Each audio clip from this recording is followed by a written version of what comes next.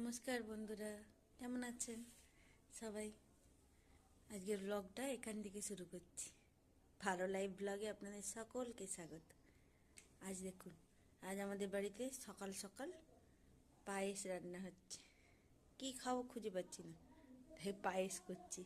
বাইরে ওয়েদারটা দেখুন একটু, দেখতে পাচ্ছেন একদম মেঘলা হয়ে আছে, কেমন ওয়েদার ফালতু।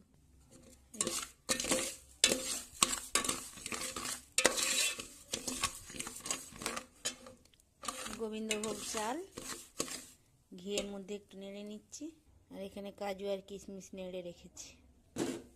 চালটা হয়ে গেছে। ক্রিসমাস তো দেরি আছে, কিন্তু কাল বাজারে গেছিলাম, একটা কেক নিয়ে এসেছি।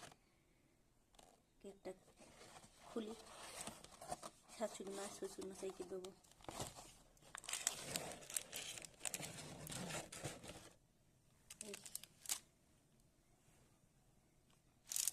কেকটা কাটি। অল্প দুধ নিয়েছি, তার মধ্যে এই আমুল দুধটা মিশিয়ে দিই। যেহেতু চালটা ফুটে এসছে, এবার দিয়ে দেবো। দিয়ে দিয়েছি, এবার একটু মিশিয়ে নিই, তারপরে দিয়ে দেবো। এই যে মিশিয়ে নিয়েছি,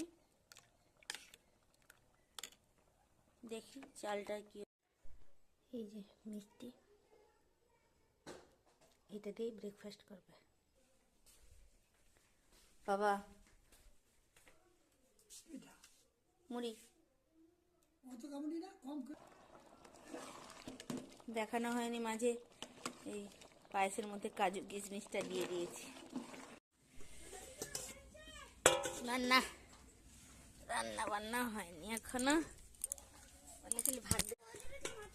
মাংস ম্যারিনেট হয়ে গেছে, থাকুক এখন 1 ঘন্টা, অন্য সব হোক, অন্য রান্না হোক।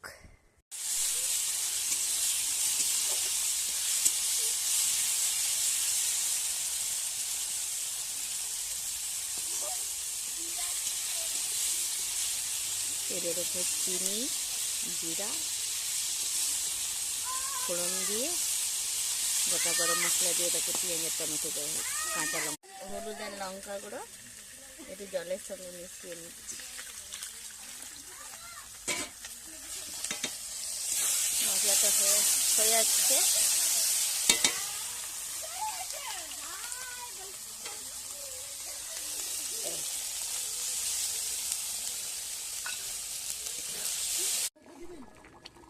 মাংস কষা হয়ে গেছে, জল ঢেলে দিয়েছি, ফুটছে। রেডি, মাংস রেডি।